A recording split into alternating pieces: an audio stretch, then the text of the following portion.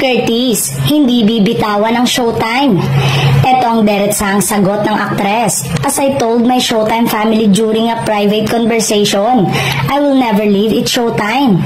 Been with them since day one and will be them until the day comes that the show has to say goodbye.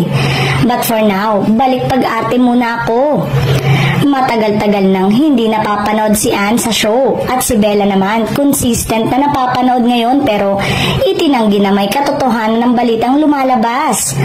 Tulad ni Vice Ganda, si Ann ang isa sa mga haligi ng It's Showtime kaya magiging malaking kawalan kung magbababo si Ann. Ang totoo, bukod sa kanyang action film na By Bust, hirap din umano ang production na makumpleto ang buong cast. Dahil dito, nang makahanap ng schedule talagang tinodo na. Nandyan pa ang pagbabalik teleserye niya sa Netflix original na It's Okay to Not Be Okay.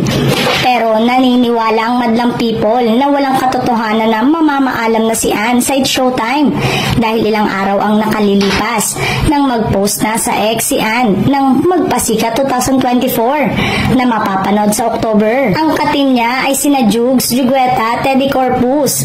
Excited pa siya sa caption na, "Yahoo, let's go boys!"